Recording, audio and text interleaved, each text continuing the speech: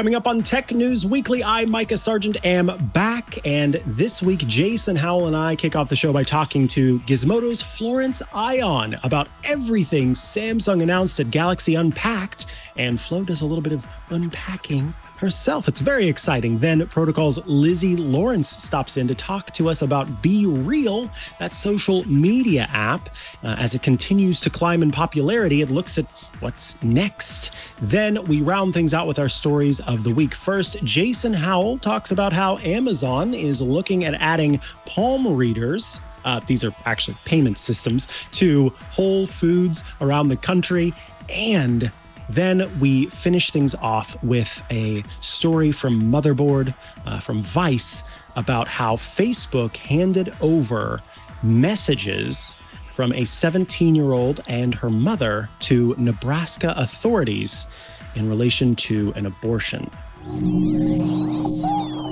Podcasts you love. From people you trust. This is TWiT. This is Tech News Weekly, episode 247, recorded Thursday, August 11th, 2022. This episode of Tech News Weekly is brought to you by Drata. Security professionals are undergoing the tedious and arduous task of manually collecting evidence. With Drata, say goodbye to the days of manual evidence collection and hello to automation. All done at Drata speed. Visit drata.com/twit to get a demo and 10% off implementation. And by IRL, an original podcast from Mozilla. IRL is a show for people who build AI and people who develop tech policies. Hosted by Bridget Todd, this season of IRL looks at AI in real life. Search for IRL in your podcast player. And by Infrascale. Infrascale delivers industry-leading data protection through backup and disaster recovery. Whatever your data or environment, Infrascale provides continuity and resiliency for your business. Visit infrascale.com/twit to get the free ebook, 5 Essential Components of a Ransomware Protection Plan, and learn how to protect your business today. Hello, and welcome to Tech News Weekly, the show where every week we talk to and about the people making and breaking the tech news. I am one of your hosts, Mikah Sargent. And I'm the other guy, Jason Howell. It's good to have you back, Mikah. Welcome back. Thank you. Thank you. I am happy to be here. I missed you too, but good to be back just in time for a very exciting kickoff on today's call. Yeah, and I hope that it's exciting. I have to say, before we set this up, yesterday on This Week in Google, because I produced This Week in Google for Leo and the gang, and they were talking a little bit about the Samsung event. Samsung's Unpacked, Galaxy Unpacked event happened yesterday morning. Ron Richards, my co-host on All About Android, and I were up bright and early. It was 6 a.m. in the morning watching Samsung's event. But yesterday on This Week in Google, part of the conversation around this became just a general kind of lack of excitement, lack of interest, maybe not necessarily in these phones, but in phones in general. So I'm sure we're going to talk about that and a whole lot more. We're also going to talk about like what these devices actually are. And our guest, Florence, another co-host on All About Android from Gizmodo, joins us right now to talk all about it. Welcome back, Flo. Hello, everybody. Oh, I see it in the sky. It's a flying fold. Yeah, this is the Samsung Galaxy Z Fold 4 that I'm holding. I'm actually setting it up right now, right as we were starting the show, getting my account all synced up because I am diving into this review. And so I felt we should just lead out of the gate with it because it's in my hand. Here it is. I mean, and what's kind of interesting is in the event yesterday, Samsung really kind of saved this for later. It was kind of two parts. It was like the first, I'd say 2/3 of the event was, here are the things that most people are going to be interested in. And then the last two devices, the Fold 4 and then the Galaxy Watch 5 Pro, were more like, these are like aspirational devices that certain people are going to be interested in. So the Z Fold 4, I'm losing track now, is a expensive device, but definitely one for a very particular type of user. And you had some hands-on time with it, obviously, outside of just receiving it yesterday. What are your thoughts? So far, I have to say that like the build is really impressive, I have to say. I did not get to go hands-on with the last couple generations of the Fold. This is actually my first time holding the Fold in particular. I am much more used to the Flip. I did write the review for that last year, and I do have actually the Flip here. I don't want to jump ahead, but eventually we'll get to this because I did promise that I would take the sealant off of this. So that's coming up. That's a tease. It's coming up. So there's a teaser. But yeah, so far, so again, I haven't had a chance to use any of the software. So except for the 10 minutes that I had with it, which I was actually in New York City last week. I actually slept through the event yesterday because I took the day off. I took the day off. Fair enough. Okay, so I appreciate you telling me kind of what the structure was, and I do think that the Fold, because it is the most expensive. I mean, this starts at $1,800. This is going to be the one that's the bigger leap. You're going to take a bigger jump into it in terms of lifestyle. Right?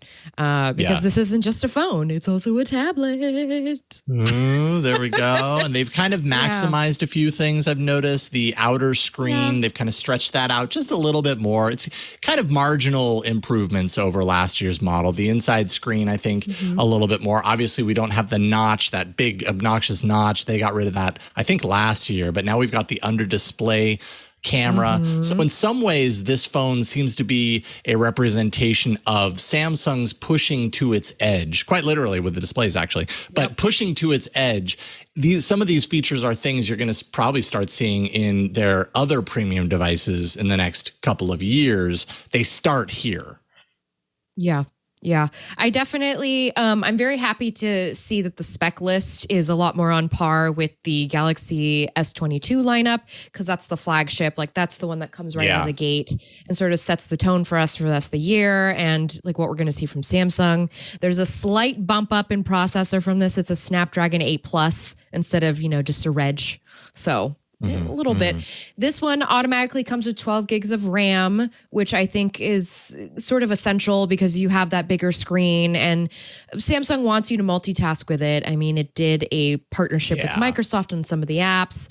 And what I can tell you about the software is that Android 12L is built inside of this. So the version of One UI that you are getting on this has the Android 12L backbone. And everything that was and is in Android 12L is getting rolled up into Android 13 so that eventually all the devices in Android land are up to par, theoretically. Right. We know how these things usually go.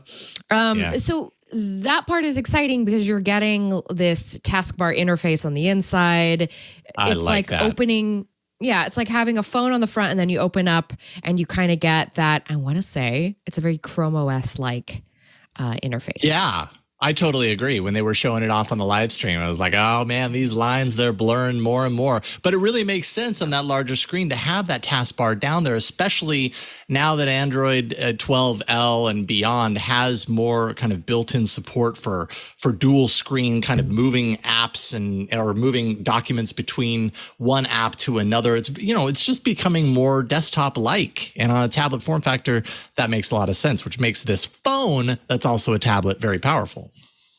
Yeah, it also, by the way, is compatible with the S Pen, and you can buy a very nice slim silicone case that can go on top of this. It fits really nicely. There's a picture of it in my slideshow on Gizmodo.com. I didn't get to use the S Pen, unfortunately, and I also don't have the S Pen, like the nice chunky one that you can buy to work with this. So unfortunately, that's not something that I will get to immediately touch. But I do have, shall we segue into the Flippy one? Yeah, indeed. Let's do it. Because honestly, this is probably the most important announcement from yesterday, the Z Flip 4, which, I mean, as of last year, really became, you're peeling it off. You're peeling off the cellophane. Oh, it's so satisfying. I'll just let it sound. Oh, there we go. There's some people out there in ASMR land who are just going crazy right now. But I mean, this is the device that is kind of taking Samsung's forward thinking, like, hey, we've got this idea for foldable devices. We think it's going to be the latest and greatest, next thing. This is really the crossover device for people because it's only $999. Well, I say only, that's still very expensive. But for flagship specs, for cutting edge kind of foldable technology, they've been doing it 4 years years now. So Samsung's well ahead of the pack as far as being able to iterate on this device and really kind of perfect it. And this is the device that's going to appeal to a lot of people. I definitely agree. And right now what I'm doing is I'm actually wiping the one from last year so I can do a very quick little comparison and show you the edges are much more refined on this year's generation of the Flip 4 versus last year's Flip 3. So here they are just from the back.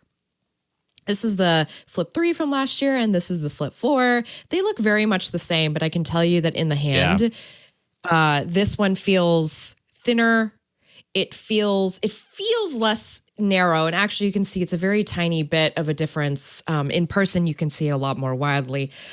This, of course, feels more loose on the hinge because I have been able to break it in for the last year, whereas this one definitely feels like, oh, this is a brand new device. Yeah, it's tight. I have to say, very satisfying, incredibly satisfying to do that still. I did actually see some people out in the wild when I was in New York City with this phone, which I haven't seen here in the Bay Area for whatever reason. So there are people out there who I guess are buying this. Samsung did say that this is their most popular foldable, which I'm not surprised. It's the most affordable of the bunch. And it's the most like generalized facing. I mean, you're not going to buy a fold unless you really want to live with that tablet on the inside. And some people just might find that too cumbersome. This is a lot more of a like middle ground for the foldable, just where we're going in terms of foldables. We're going back to flip phones. Right. Yeah. It kind of seems that way. And I mean, again, like we've gotten so used to the candy bar size smartphone, the full, I guess in this case, the unfolded Z Flip.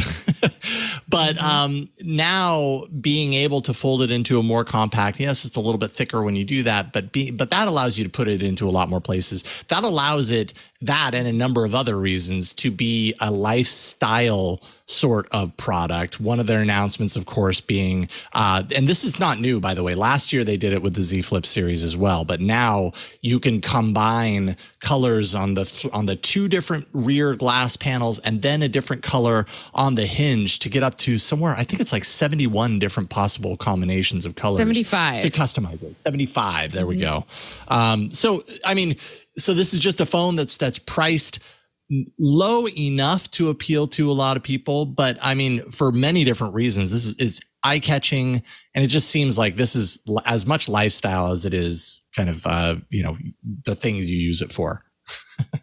I will say about that bespoke program, the colors that you can choose from, they're 5 colors, and they're just bold colors comparative to the pastels that the original, like right off the shelf ones come with. Because you get this nice purple. It's called Bora purple. And I learned that Bora is actually the Korean word for purple.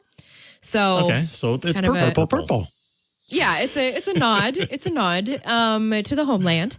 And there's also a very pretty blue one. There's a black one, of course, as well. And then I think there's a pink one. So those are the 4 off-the-shelf colors available versus you could get like blue, black, red, green, very sort of primary colors. And, they just put it right together when you do that whole bespoke program. They just plop on the casing and then just ship it to you. So that's awesome. I mean, it's awesome. I just thought that was kind of... Yeah. I thought that was kind of interesting, like the way that they're sort of saying, like, we could just put this together for you, no problem, versus it's very Moto X of Samsung. Yes, absolutely. Moto Maker. You got to give props to Moto Maker, who did this very, very well years ago. And it was one of the key standout things for that device. So I think you get it here. We are quickly running out of time. This time goes fast on this show, so I apologize. But couple of quick questions. Another announcement was the Galaxy Watch 5 series. And I have to say, when I was watching live, I think I even made a comment to Ron. I saw the 5 Pro. And I don't know if you have the 5 or the 5 Pro, but I saw the 5 Pro and I was like, I have a feeling we're going to be hearing some complaints from Flo as far as like this fitting on everybody's wrist, because that thing looks like a chonker. But you're saying that the 5 that you have right now actually is the same size as the 4. Yeah, they're both. It's 40 millimeter and 44 millimeter, two sizes for this.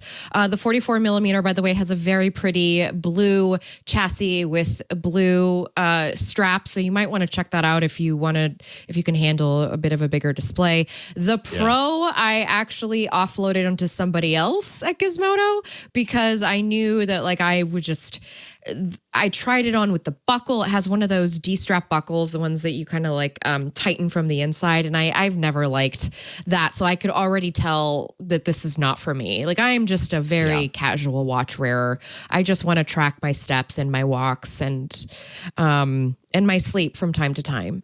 So thank goodness they kept it. I do think it's interesting, this feels slightly thicker, I think, because there's the infrared sensor in there. The temperature sensor is the big thing on this new watch, but it's not quite available yet.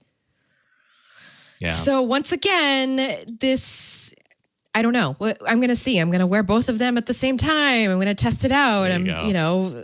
Clearly the comfort level will be the same, but if you're just looking for an upgrade, I will be saying if it's worth it going from a 4 to 5, which I'm sort of instinctually feeling like it's not worth it. Yeah. Interesting.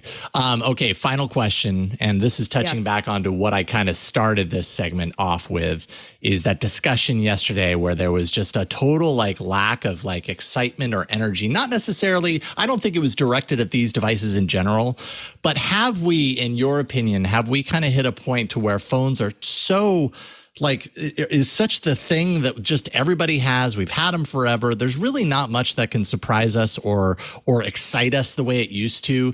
Is that just where we are now? Should we just kind of accept the fact that phones aren't nearly as exciting as they used to be, or do you feel differently? Son, I do believe it's the economy.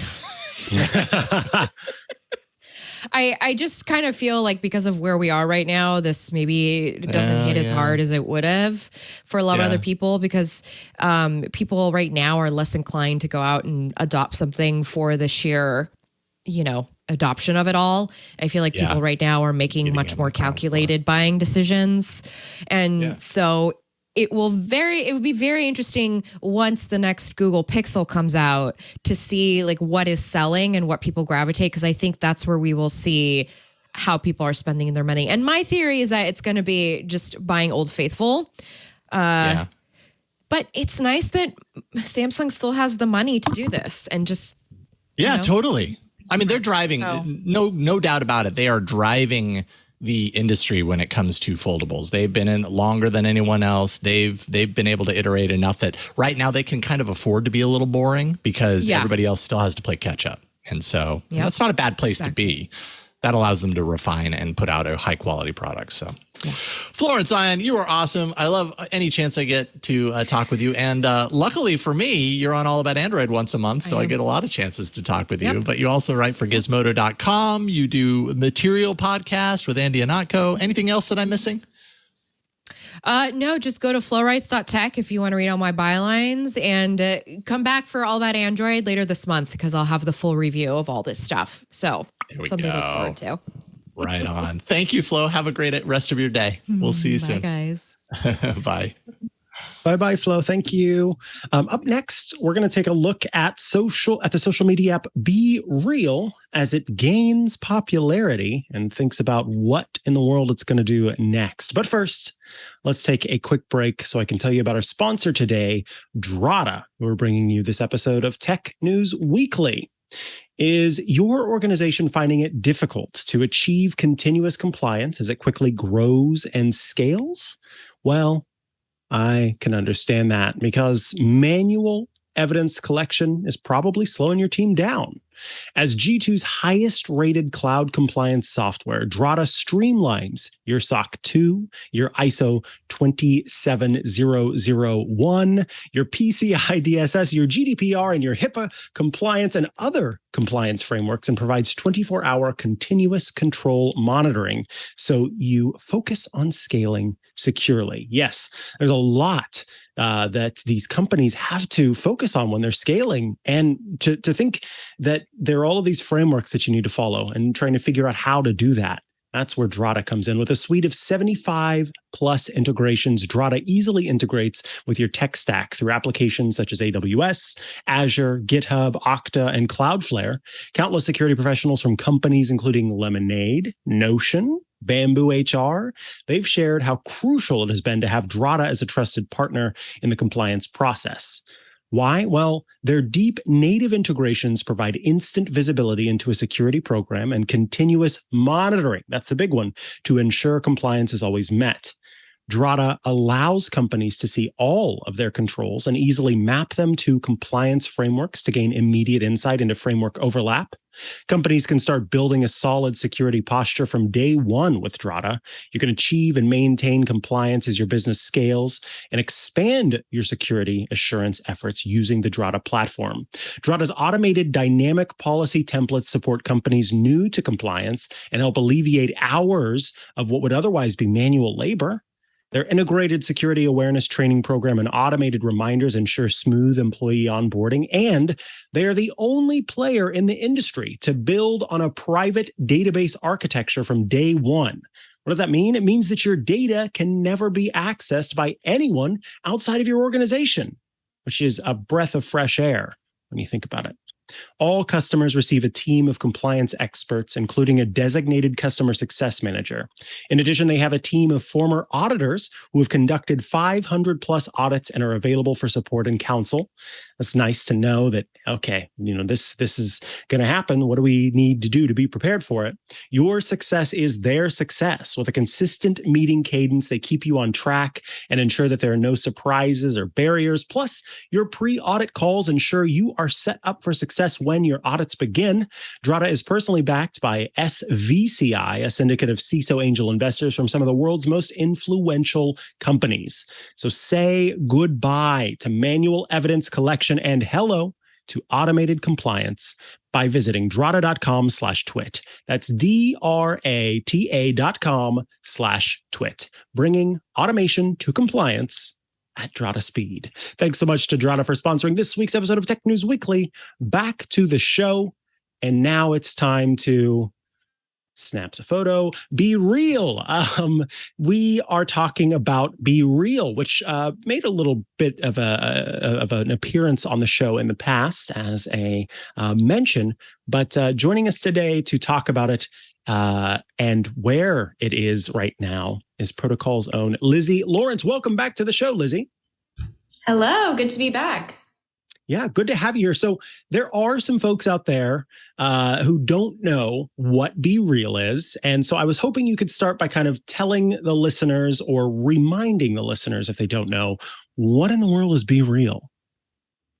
Yes. So BeReal is a social media app. It launched in 2020, founded by Alexis Barriat in France. And so the basic premise is that every day at a specific time, all of its users get a notification that says it's time to be real. And then you have 2 minutes to post a front-facing photo and a back-facing photo of whatever you're doing at that specific 2 minutes in time. And so you can post late, but it will say how many hours you were late. So you have to live with that shame.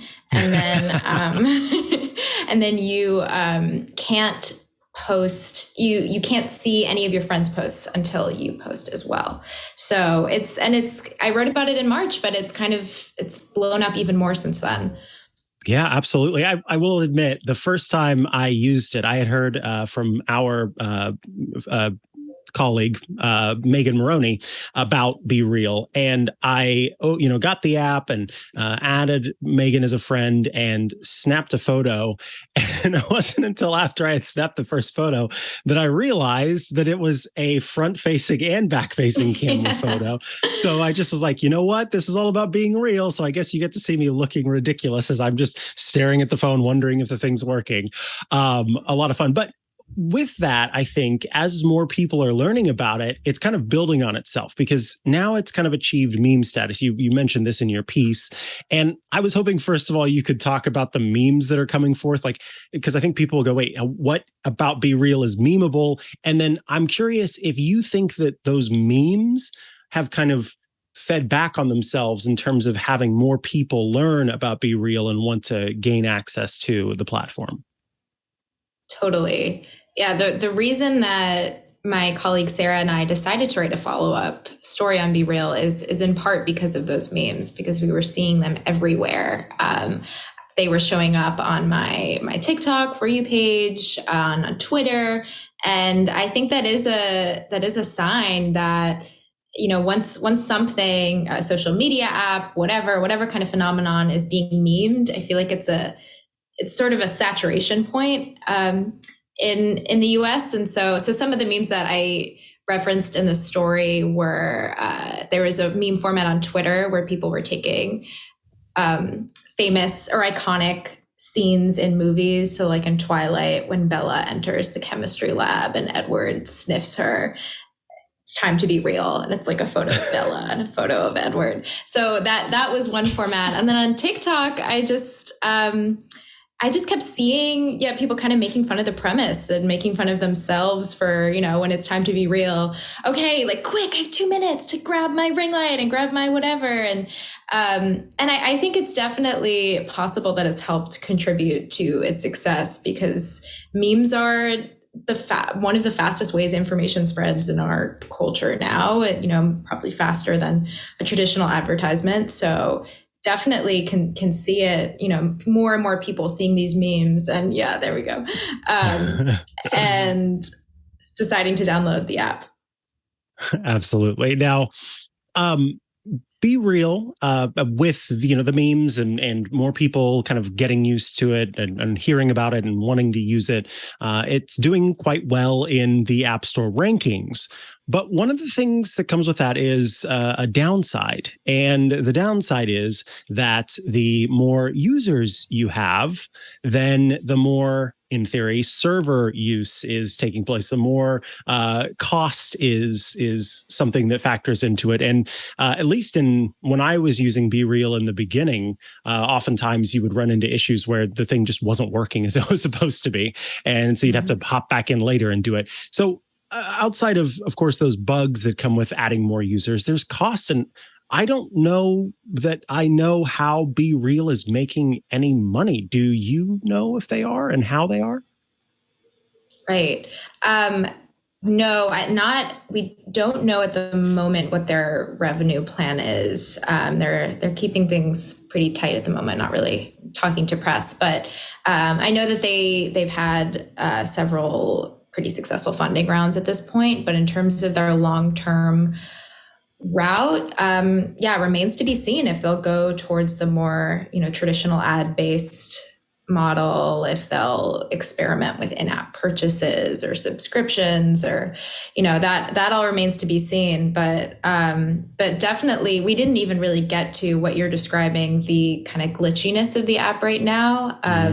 Just interesting, because they have, it's a very specific technical problem where the majority of their user base, the vast majority, basically everyone, is on the app for that tiny amount of time.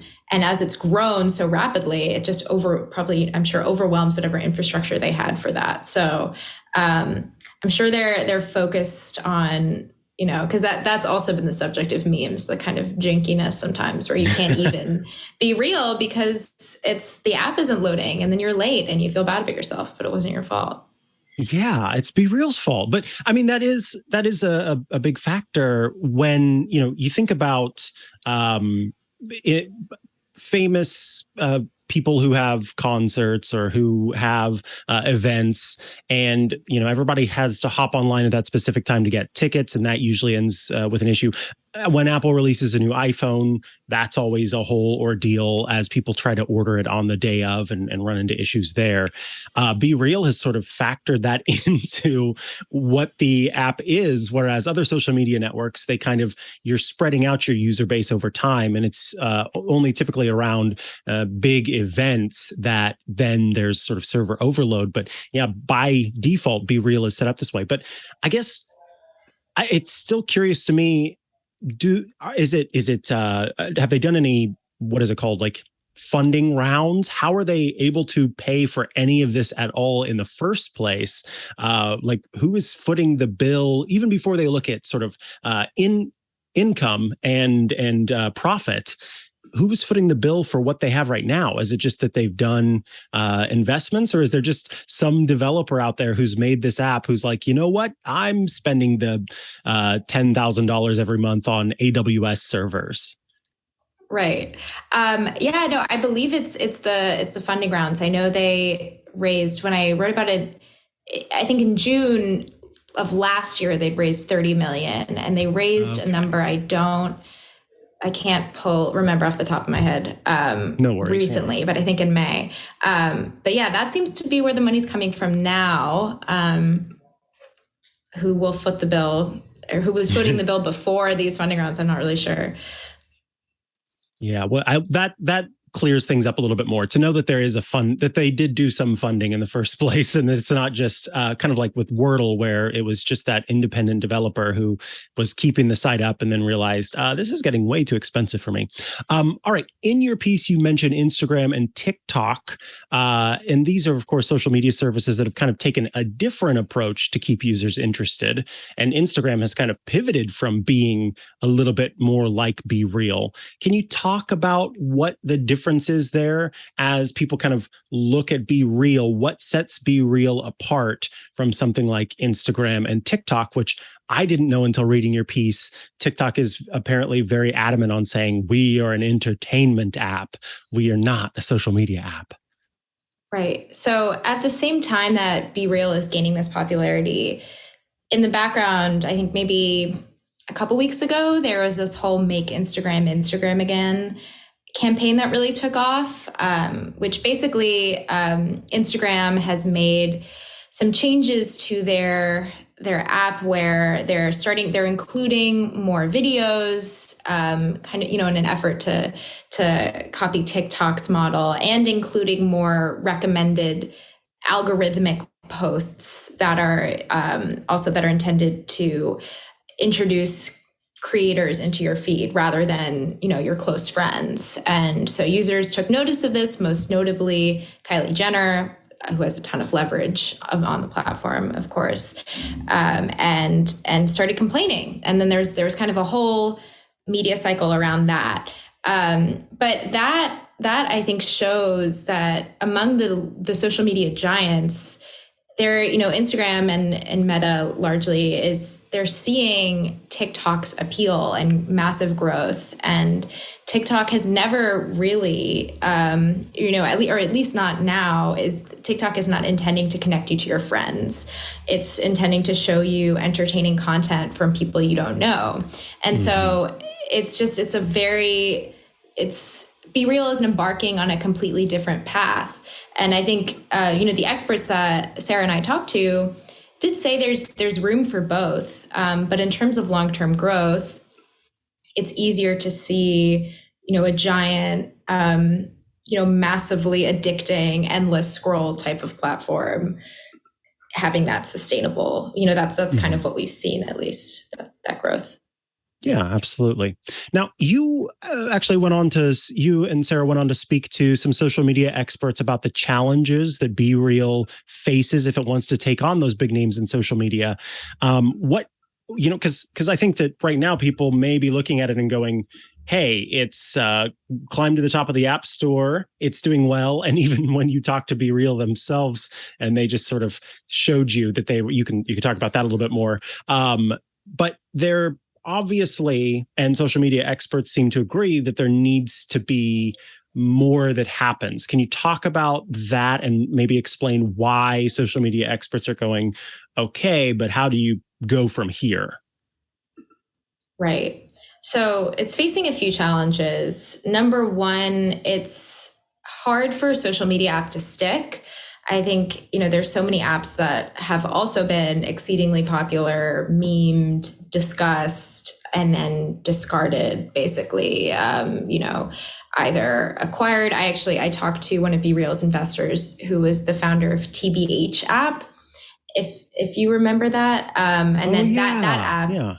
Yeah, that they were acquired by Facebook and in 2017, I believe, and then Facebook discontinued it. And there's and then there's just kind of, there's apps that don't even, reach that acquisition phase and just kind of die out. And it's sort of human nature. I talked to a social scientist who described social media as it's a gamification or a fun twist on the way that we interact. And eventually humans get bored of like a weird fun icebreaker that you do at the start of the meeting. It's pretty possible we'll just get bored of this premise. I kind of compared BeReal to Wordle in my March article, and Wordle of course is not dead at all, but it's not talked about in the same way. And then another challenge is it's just BeReal's premise does hold it back a little, like I was saying in the previous question, if it's trying to compete with giants, because inherently people are not spending as much time on its platform than they would on a TikTok or an Instagram. And so in terms of getting those advertising dollars or, getting sponsorships or, you need to keep people coming back and keep them there. So it'll be interesting to see what, if they stick to their premise, or if they abandon it and then people get angry, or they become so addicted to it so they don't really care. We'll see. Yeah, that makes sense. And then last but not least, is there any clue or hint at what's next for BeReal, or is the company kind of keeping quiet about its future plans? You addressed this a little bit earlier, but I'm just curious if you've heard anything about what could be next for BeReal. So they're keeping pretty quiet. So I'm not sure. When I talked to Nikita Bayer, who is the founder of TBH and an early investor, we were kind of talking more broadly about the trajectory of social media, and he was talking about how it is hard for a social media app to have a second act, to have like another great feature idea that brings people in. But he said Snapchat is an example, that Snapchat's introduction of stories was something that catapulted the app from just sending pictures to your close friends to posting pictures that go to your larger social graph. So people that you have on Snapchat, but you're not going to have a streak with them or send them selfies. So it'll be interesting to see if, BeReal is already, the more it grows, the more that people are adding looser acquaintances. I know that's been happening with myself. I started with just a few close friends, and now people are adding me, and, I'm accepting just because, it feels polite. But right there with you. Yeah. Yeah. But so we'll see if they come up with a different kind of, maybe it'll be videos, maybe it'll be audio, it remains to be seen. Yeah, for sure. Well, we will be keeping an eye on it. I'm sure that you and Sarah both will. I want to thank you for your time joining us today. If folks want to follow you online and keep up with your work, where should they go to do so? They can go to Twitter. My handle is Lizzy Law _. It's Lizzy with a Y. And my email is in my bio. And I'm also on LinkedIn at Lizzy Lawrence. So reach out. Thanks so much. We appreciate it. Yeah, thank you. Thank you, Lizzy. All right, coming up, raise your hand if Amazon's palm scanning technology makes you a little nervous. This hand right here, I should probably hide that. I don't want anyone to see it.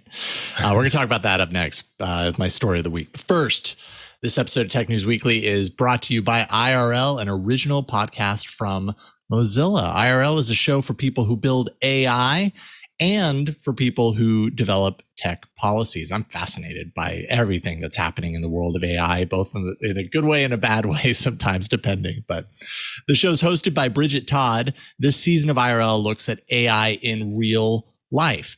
Who exactly can AI help? Who can it harm, right? AI can do great things. It can do not so great things, depending. And the show features fascinating conversations with people who are working to build more trustworthy AI. And just a couple of examples. There's an episode about how our world is mapped with AI.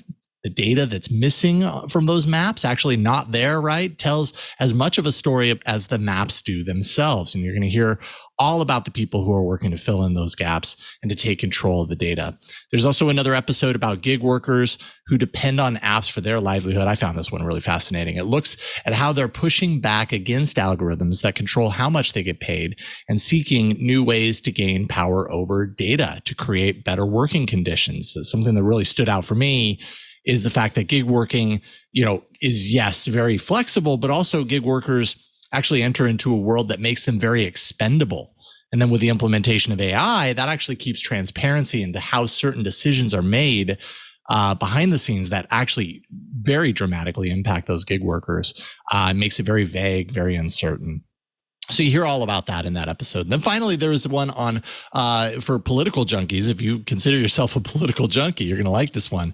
There are episodes, actually more than one, about the role that AI plays when it comes to the spread of misinformation and hate speech around things like elections, which, as you know, a huge concern for democracies around the world. You're going to find so much fascinating insight into the world of AI when you check out IRL. Search for IRL in your podcast player. We'll also include a link in the show notes. And our thanks to IRL for their support of Tech News Weekly. Love the podcast. Keep it up.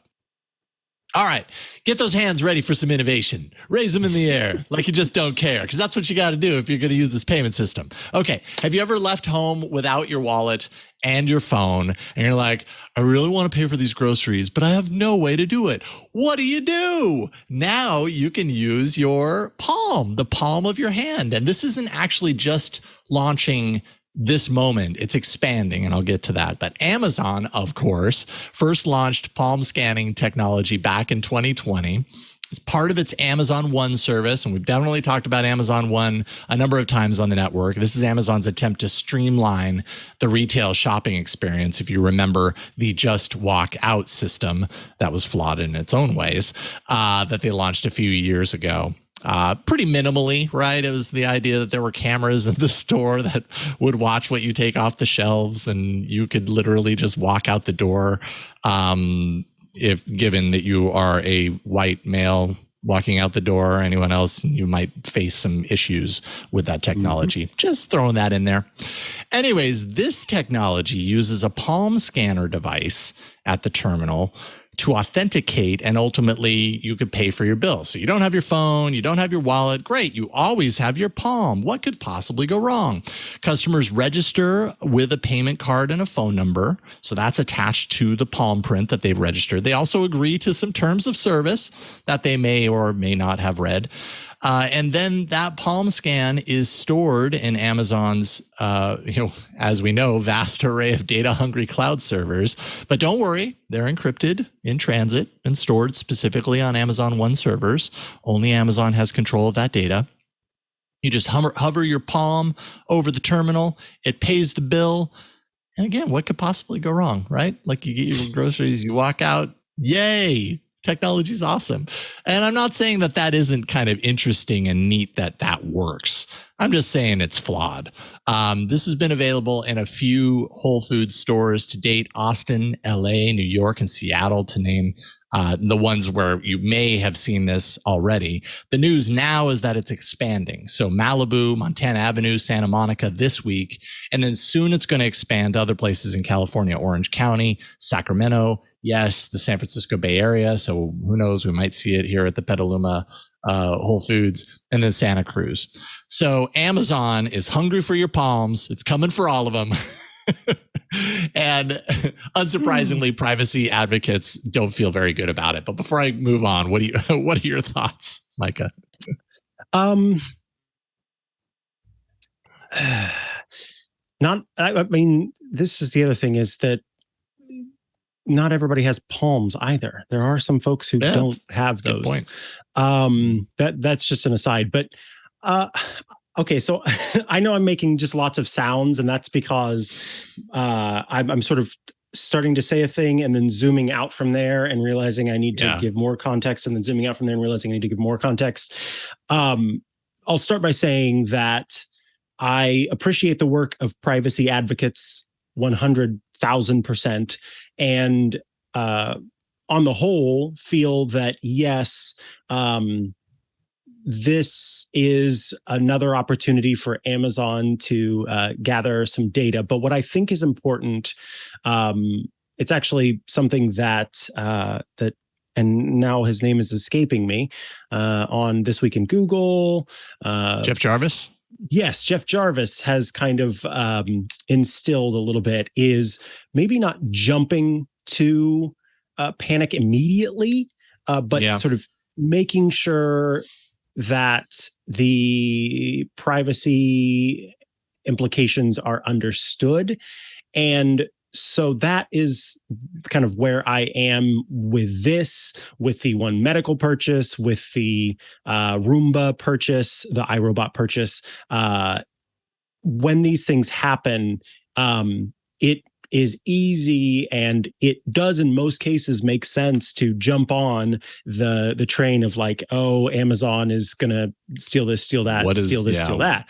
But how is the sky falling? Blah, blah, right. blah. How is the sky falling? Exactly. But I think that while I love that we all have our hackles up now in all of these situations. Like, that is what I want. I want that to be the way that we approach these things, and that now companies can't just jump in and take things without us thinking about it or reacting to it. I like that part of it.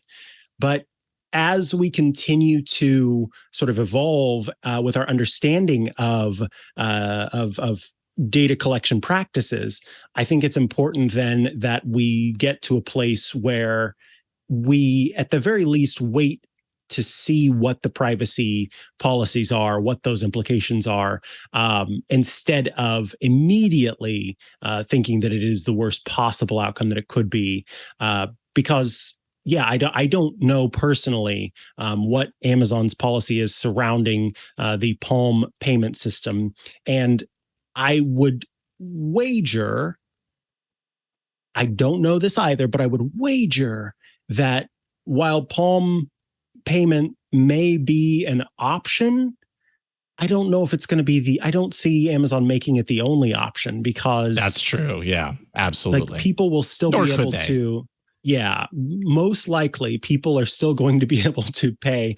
Almost certainly, I should say, people are still going to be able to pay in the ways that they pay now. This is just going to be an option that people who are okay with, or who are told there's some value in doing, will be able to switch to this payment system. So it is gross. It is potentially gross and creepy, and certainly we need to have our hackles up about the where our data is going, and in particular the data that relates to these very unique things that we have.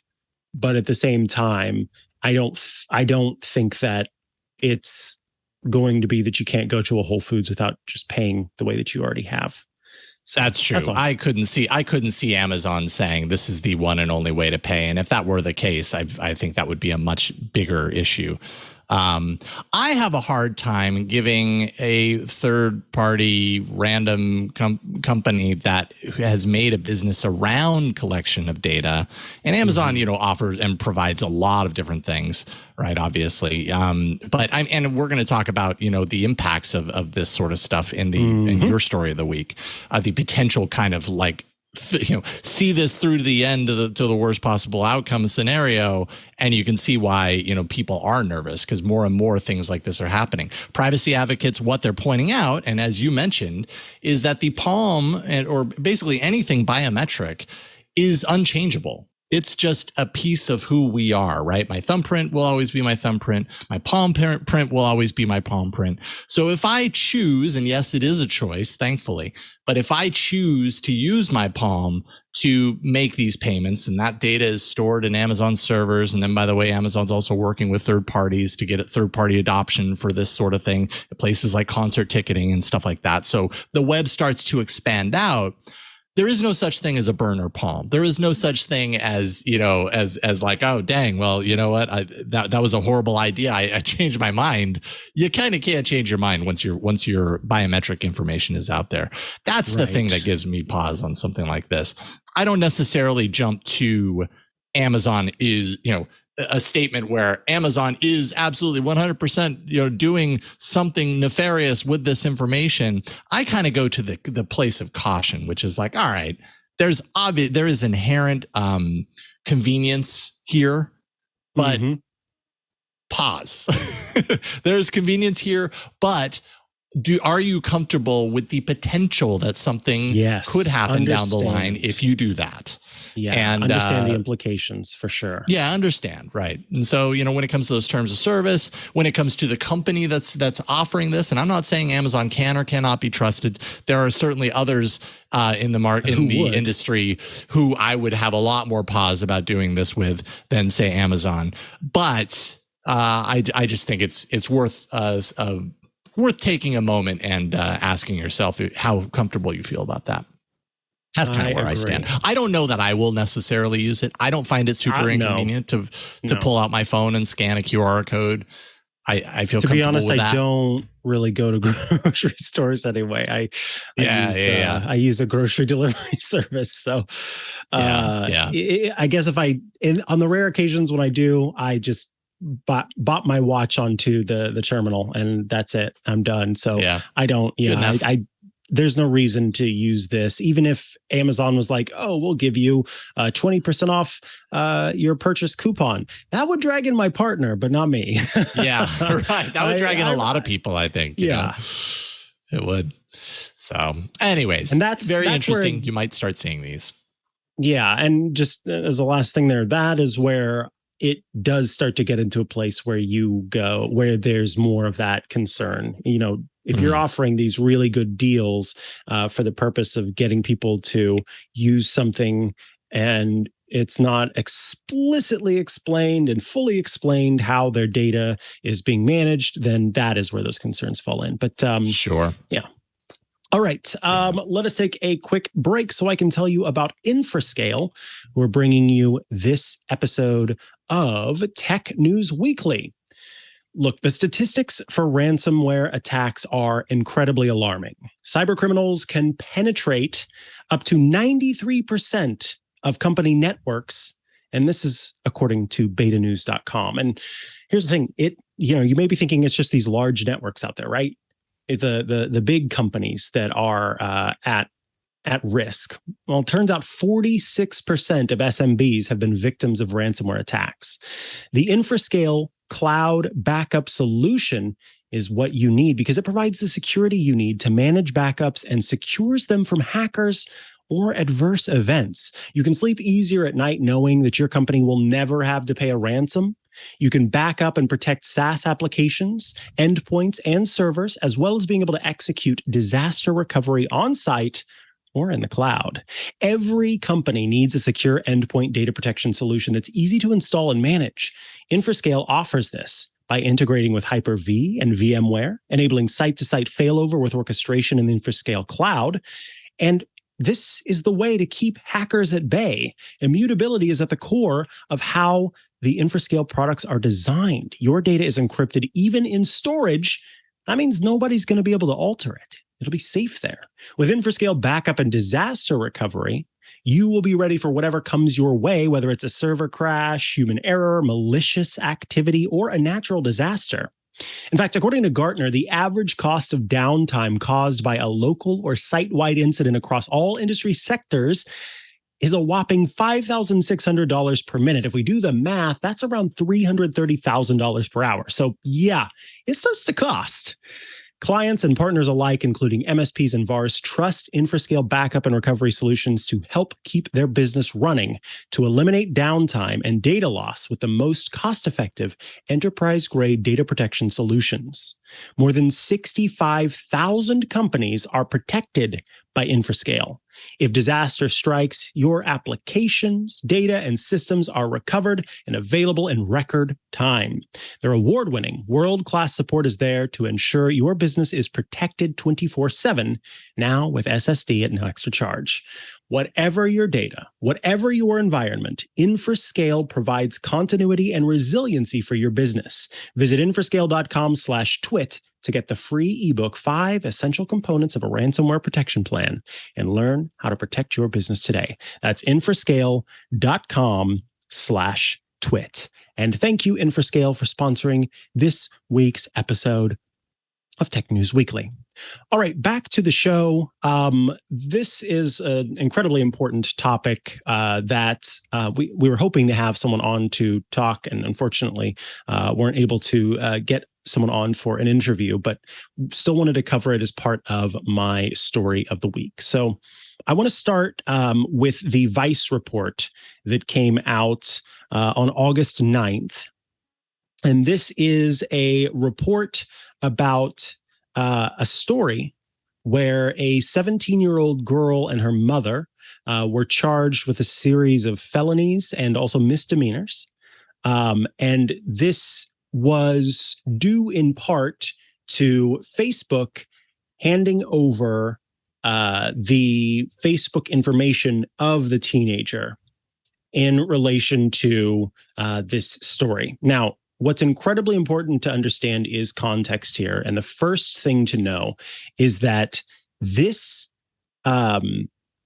this abortion that took place, the abortion that the 17-year-old girl had, took place before the Supreme Court overturned Roe versus Wade. So that's the first thing to understand. That happened in June, and this took place before that happened. And Facebook also handed over the data before that happened. So while that is understood, the reason that Vice reported on this and talked about this is because regardless of when this took place, it shows a situation where the change, the overturning of Roe versus Wade, does play a role in how this could look. So this is kind of an example in some ways of how this change could be used to get data. Now, with this, it's also important to note that Meta, the Facebook parent company, did provide a response in which they said that the warrants that were sent to Meta from Nebraska authorities, those warrants did not mention anything about an abortion. And of course, as I said, they received these warrants before the Supreme Court decision, but were instead about what this story is as a whole. So now we'll get into the story. So 17-year-old Celeste Burgess and mom Jessica Burgess, they bought a medication called Pregnat, and it is basically a kit that has 2 different types of medicines. One that is meant to basically stop certain pregnancy hormones to help terminate a fetus, and the other which is there to complete the process, essentially. And so these 2 kits were a way to, this kit rather is a way to safely terminate a pregnancy. And this typically is used in the first trimester. It's important to note that Celeste was 28 weeks pregnant. And so this was a period past the period in which this medication is normally used. And it's also important to note that this is later than Nebraska's, and this was a ban that existed before the overturning of Roe versus Wade, Nebraska's 20-week post-fertilization abortion ban. So Nebraska says that if you, so fertilization takes place, and between fertilization and 20 weeks, then abortion can happen. After 20 weeks, abortion can only happen if there's risk of death or, quote, serious risk of substantial and irreversible physical impairment of a major bodily function. And so this process that Celeste and Celeste's mother went through was illegal in Nebraska at the time, even before Roe v. Wade took place. Now, Jessica and Celeste were charged with several crimes related to the termination of the pregnancy, because according to court documents, after taking the medication, again, which is typically in the first trimester, after taking the medication, the court documents say that Celeste gave birth to a stillborn fetus. And what happens normally in these situations, or what lawfully is meant to happen in these situations, is if you give birth to a stillborn fetus, then there's always a death certificate issued, and you go through the process, and a physician needs to be part of the process. That's the law in Nebraska. But because Celeste and her mother had used the medication to terminate the pregnancy after the 20-week abortion ban, they did not want to go to a doctor to do this. And so they therefore chose to bury the fetus. And then there was more evidence that came up later where they had actually planned to essentially cremate the remains that were there. And in this whole process, everyone, people should definitely read through this piece, because there's a lot of stuff that happens. There are a lot of people that get involved with this. But essentially here, what had happened is that the folks who were investigating this, the detectives who were investigating this, had some information about kind of what was going on, but they went to Facebook and said, "Look, we are investigating the burying of a fetus, and we're trying to determine if the fetus was truly stillborn or if it was basically killed." And so they needed to look at what. They said they needed to look at what Jessica and Celeste had talked about to try and get more information there and figure out if the fetus was truly stillborn. But an autopsy of the fetus showed that oxygen had never reached the lungs of the fetus, which would show that the fetus, once birthed, had not taken any breaths or anything like that. Regardless, the detective said they wanted this information, and so they wrote to Facebook, and Facebook did hand over the information, which was then used to get more information from the family. The little excerpt, Jessica says, "It came today, and we believe this is in reference to the medication." Celeste says just the one or both, apparently not knowing that it was a kit that had both of them in there. Jessica responds, "Both, what I ordered last month." And then Celeste asks, "Are we starting it today?" And Celeste's mom says, "We can if you want. The one will stop the hormones." Celeste responds, "Okay," and then talks about her schedule on when she's going to be getting out of school or wherever she happens to be, getting out at 11:30. So then they kind of go on and talk about it a little bit more. That information that Facebook handed over was then used to get for the detectives to be able to claim, let's see, how much was it? 13 laptops and smartphones from the family, 24 gigabytes of data, images, messages, and web histories from their phones that were extracted from the case. So all of this information was then used to prosecute Celeste, who is being tried as an adult, and mother Jessica. According to Vice, Jessica, the mom, is charged with 5 crimes, 3 felonies, including perform/attempt abortion at greater than 20 weeks, perform abortion by a non-licensed doctor, and removing/concealing a dead human body.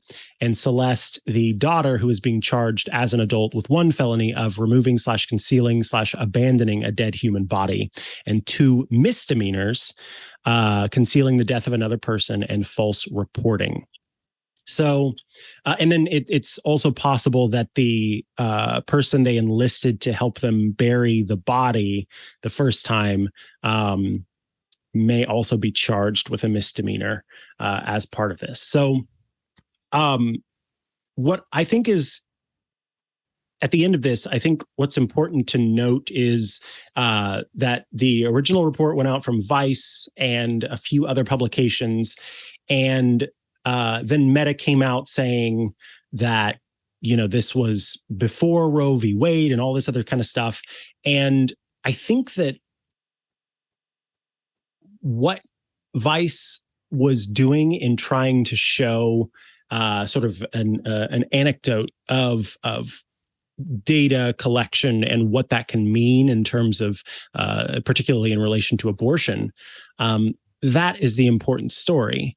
And even though this event happened ahead of time and was, previous to Roe v. Wade being overturned, it doesn't change the context, or not the context, but it doesn't change the potential education that one can have in relation to how these situations can be handled by both police and, in this case, big tech companies who are who have users who are sending these kinds of messages across the platform. So ultimately, it is a situation where everyone should be aware of how their data is protected, how their data is not protected, and what applications or services they're using to share that data and how it can be used against them. And I think the troubling thing about this is, we talk about access, and if this person felt like they didn't have access to facilities to help them properly terminate a pregnancy and had to go about it this way and go through the whole process that they had gone through in this story, then I also wonder, if you were having to do all of that, how much time do you have to learn about ways to be able to communicate in a safe way and be able to kind of protect yourself online? You know what I mean? We all only have so much time in a given day, and we all have all of these things that, may weigh on us, or our responsibilities, or our things that we have to get done. And so I wish that everyone could kind of be aware of how they can protect themselves and where they should be communicating with one another and that kind of thing. But it's just not realistic that everyone is able to know that and know what they should be doing and how they should be doing it. And yeah, that part of it really just bums me out, and I wish that it could be better. So, yeah. I think this is just a real big reminder of our understanding or lack of understanding of what actually does happen with the data, which kind of touches back on, the previous story and the caution that I felt in presenting that story, is that time and time again, we realize that we give a lot. We give a lot, whether we consider that we should trust the places that we're giving into, sharing information about us, sharing our conversations with somebody else. I think just in the case of this, they probably, I don't know, but I'm imagining a lot of people in a similar situation aren't concerned with is this communication platform a secure way to have this conversation or not? And that is, unfortunate that a lot of people don't think about that aspect, because stories like this and many other examples illustrate that, when you don't think about it, that can really come back to bite you. And this just really seems to be an example of, I believe, what we can probably expect to see more of in the coming months. This is just one example of what is likely ahead, as far as people communicating about anything with their health in these platforms. It's all potentially, if it's not locked down, if it's not encrypted, it's accessible, and people should know that. And that would, hopefully with that information, they can make different choices as far as how they communicate. Now, Facebook/Meta has announced today that they are going to be adding end-to-end encryption to Messenger, also to Instagram DM. They say in their announcement that it has nothing to do with this Nebraska case, even though this thing, lit everything on fire a couple of days ago.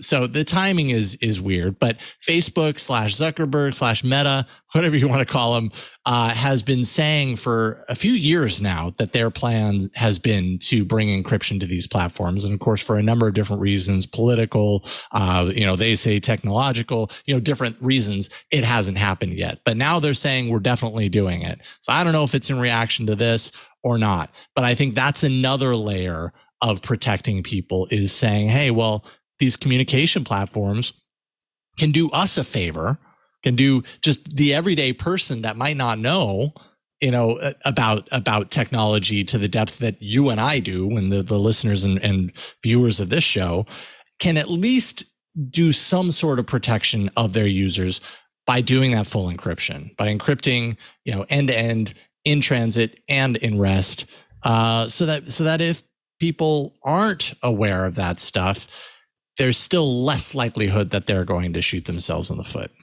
I think that's necessary. Yep. So. That's that on that for now. I think we are ready to wrap up the show. Indeed. We do this show, Tech News Weekly, every Thursday at twit.tv/TNW is the show page on the web where you can go to find all the ways to subscribe in audio and video formats. Check it out there. Also, if you'd like to get all of our shows ad-free, well, we've got a way for you to do that. It's called Club TWiT. For $7 a month or $84 annually, you can join the club. What happens when you do it, twit.tv/clubtwit, is you get every single Twit show with no ads. You get access to the Twit Plus bonus feed that has extra content you won't find anywhere else, behind the scenes, before the show, after the show, extra stuff. It's a lot of fun. And you get access to the Twit Discord, the Club Twit Discord. It is a place where you can go to chat with your fellow Club Twit members, and also those of us here at Twit. My co-host on iOS Today, Rosemary Orchard, super active in the Club Twit Discord. $7 a month, $84 a year for all of that. Plus more. Yes, there are two shows, Hands on Mac and Hands on Windows, that are also Club Twit exclusives, which you can subscribe to independently by going to twit.tv/clubtwit if you just want those shows. But as part of that $7 a month, $84 a year, you get those shows. One of those shows is hosted by yours truly. You can guess I do Hands on Mac. And the other one is hosted by Paul Thurrott of Thurrott.com, and it is called Hands on Windows. So two great shows with awesome tips and tricks about Windows and all of Apple's devices, all available to you as Club Twit members. If you'd like to tweet at me or follow me online, I'm at Mikah Sargent on many a social media network, or you can head to chihuahua.coffee. That's CHIHUAHUA.coffee, where I've got links to the places I'm most active online. Catch me later today, if you're a Club Twit member, for Hands on Mac, on Saturdays for the Tech Guy radio show with Leo Laporte, and on Tuesdays for iOS Today, which I do with Rosemary Orchard. Jason Howell, what about you? Yeah, you can just follow me on Twitter at Jason Howell. Pretty much the main place that I update on a regular basis, and so yeah, check me out there. You can also find me on All About Android every Tuesday, twit.tv/AAA. Definitely check out this week's episode. We talked to a Googler, the product manager of the messages team for Google and Android, talk all about RCS and their campaign to get Apple to support RCS. Very interesting interview. We had a lot of fun and asked some pretty hard questions, if I do say so myself. So check that out, twit.tv/AAA. And big thanks to John Ashley. Big thanks to Burke at the studio for helping us do the show each and every week. And thanks to you for watching and listening and subscribing. We couldn't do it without you. We'll see you next time on Tech News Weekly. Bye, everybody. Bye-bye. Hey, I'm Rod Pyle, editor-in-chief of Ad Astra Magazine, and each week I join with my co-host to bring you This Week in Space, the latest and greatest news from the final frontier.